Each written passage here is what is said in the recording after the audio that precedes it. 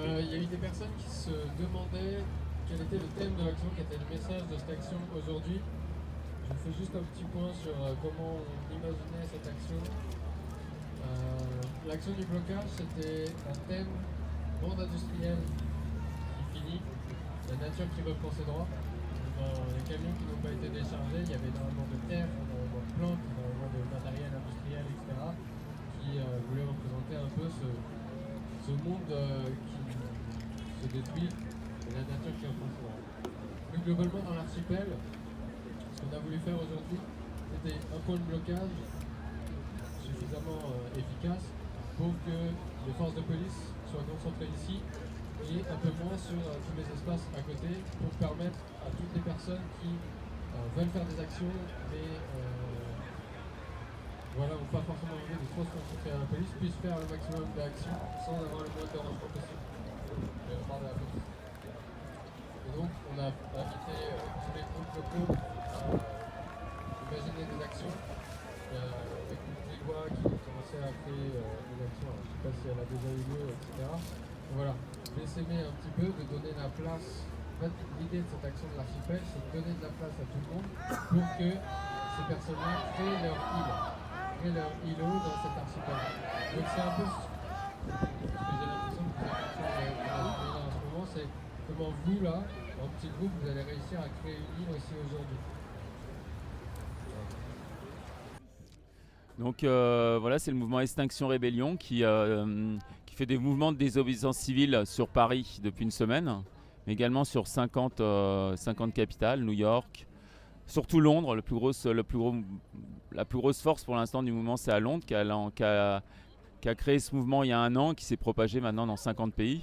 On a à peu près maintenant plus de 100 000 activistes dans le monde. Et à Paris, on est passé déjà en France à plus de 10 000.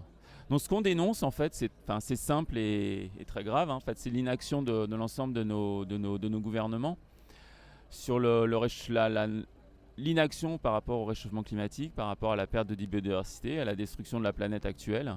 Donc c'est un sujet très très grave. On dénonce l'inaction des gouvernements par rapport à tout ce que leur formulent les différents scientifiques, le GIEC notamment, qui alerte depuis plusieurs années. Même si on remonte très très loin, c'était le rapport Meadows il y a 40 ans, un rapport scientifique qui déjà critiquait donner l'alerte sur la trajectoire actuelle de notre société, qui est confirmé par tous les derniers rapports de tous les différents scientifiques, avec une trajectoire à 30 ans qui est plus qu'inquiétante, avec des températures qui viendront pour beaucoup de pays peut-être impossibles à soutenir. On dénonce aussi bien sûr la totale destruction de toute la biodiversité, que ce soit terrestre et maritime, pollution des mers, l'invasion du plastique, la fonte des glaciers, l'acidification des océans, tout cet écosystème qui est en train de s'effondrer et qui est avec une accélération croissante, avec un réchauffement climatique qui commence déjà à faire ses effets alors qu'on a gagné que 1 degré depuis la révolution industrielle. Et selon les derniers rapports, on passerait à 5, même maintenant, qui sont toujours de plus en plus pessimistes, on passerait à des températures à plus 5, plus 6 à la fin du siècle, qui sont pour une partie de la Terre vraiment, on va dire, c'est même pas problématique, c'est plus que ça. Donc on dénonce tout ça. Alors nos premières revendications, c'est aussi qu'on dise la vérité aux gens, donc que les politiques arrêtent de faire l'autruche et qu'on dise enfin la vérité à l'ensemble de la population, que notre système, entre guillemets, ne peut plus continuer comme ça. Alors la plupart des gens d'XR, c'est pas des gens anticapitalistes, hein. C'est des gens qui disent en fait le capitalisme n'est plus du tout compatible avec l'urgence écologique. C'est pas des gens de gauche, c'est pas des gens de droite, c'est pas des gens, c'est des gens qui sont simplement inquiets. Beaucoup de jeunes urbains diplômés qui ont beaucoup lu depuis 1 an ou 2 ans, ou même pour d'autres plus longtemps, et qui ont pris conscience par tous différents rapports scientifiques, par les réseaux sociaux et surtout pas par nos politiques, qui nous cachent entre guillemets la vérité, des conséquences à moyen terme, même à l'échelle de l'humanité, c'est une seconde, à l'échelle de la planète, qui ont pris conscience qu'on ne pouvait pas continuer comme ça. Alors on espère, le message c'est qu'on ne peut pas attendre les prochaines élections en se disant le prochain politique va enfin prendre conscience, parce qu'on se rend compte, ça fait 30 ans qu'on change de politique, de droite, de gauche, et c'est toujours la même chose. dans tous les continents. Hein. On pense à se faire la guerre, on pense à aller sur la Lune, alors que la Terre, elle est en train de mourir. Et peut-être nous avec.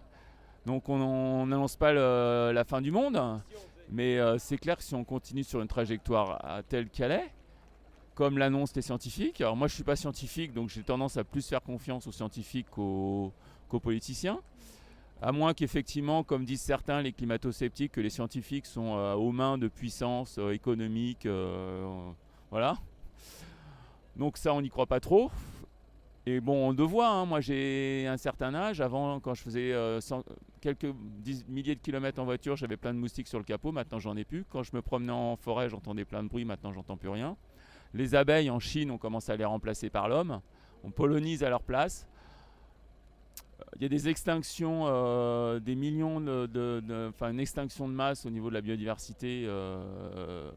Donc ça devient vraiment catastrophique. Donc c'est ça que les gens essayent de dénoncer ici. Par la défense civile, donc on se met en risque.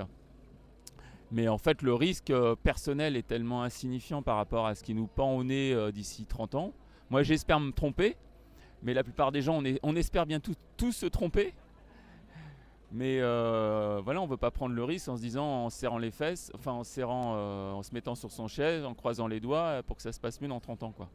Et nous, on n'y croit pas trop. Et aujourd'hui, justement, en fait, qu'est-ce que vous essayez d'obtenir justement Nos revendications, c'est la première revendication, donc ça nous traque, c'est dire la vérité. La deuxième revendication, c'est enfin limiter la trajectoire, l'arrêter, c'est-à-dire limiter les gaz à effet de serre arriver en neutralité carbone à échéance 2025, donc c'est beaucoup plus agressif que même que ce préconise le GIEC. Hein. Donc, parce que vraiment, on ne peut pas reporter sans arrêt cette neutralité. Enfin, à un moment donné, il va falloir y arriver le plus vite possible. Et plus on attend, plus l'emballement climatique, on ne pourra pas l'arrêter. Troisième revendication, c'est enfin reconnaître le droit de la nature, hein, qu'on doit. Préserver la nature, c'est un devoir, qu'on ne peut pas continuer comme ça. Et le quatrième revendication, c'est enfin redonner la main un peu aux citoyens et pas des politiciens qui sont pris par les lobbying, par les industriels et qui sont aux mains des lobbying et des industriels, et redonner le pouvoir par des assemblées citoyennes, et que c'est les gens enfin qui puissent prendre leur destin en main. Parce que les politiques sont pris par le système et ils sont complètement aux mains des lobbying et des industriels et de toutes sortes. Hein. Du système financier notamment, et avec vraiment un modèle actuellement qui n'est que basé sur la croissance, le profit. Et tant que ça sera sur le nerf de la guerre, de toute façon ça ne sera pas compatible avec l'urgence écologique. Moi-même j'étais plutôt dans cette tendance capitaliste il y a 1 an, avant de prendre enfin conscience, mieux vaut tard que jamais, qu'on ne pouvait pas continuer comme ça, c'est pas possible. Voilà. Le problème, on ne pourra pas tout faire nous-mêmes. Enfin, on peut pas. C'est un problème qui est tellement collectif, qui est tellement compliqué, qui pourra se faire que collectivement. XR, voilà, nous, c'est nos premiers trucs. Voilà, c'est qu'on prenne conscience qu'enfin on change de trajectoire. Par contre, après, quand vraiment on aura décidé de dire que l'urgence écologique, ça devient une priorité nationale pour tous les pays, que toutes les décisions nous, ce qu'on demande, c'est que toutes les décisions sont prises en fonction de l'écologie. Qu'on arrête de prendre des décisions en fonction de la croissance, etc., au détriment de la planète. Et c'est ça notre revendication première, c'est qu'enfin qu'il y ait une prise de conscience par tout le monde et qu'on se décide à mettre enfin l'urgence écologique en première ligne. Après, effectivement, les décisions pour arriver à ça, bien sûr, c'est la sortie des énergies fossiles de façon planifiée, mais beaucoup plus agressive que ce qui est fait actuellement. C'est changer au niveau des modes de transport, aller acheter de l'autre côté du monde, donc revenir bien sûr sur des choses beaucoup plus locales, avec un transport qui soit beaucoup plus, qui soit moins basé sur le fossile, avec une société bien sûr qui sera peut-être un peu plus, avec beaucoup moins de consommation, avec l'obsolescence programmée, toutes ces choses-là, on est contre. C'est plus possible de continuer sur un système basé simplement sur l'argent et la recherche du profit.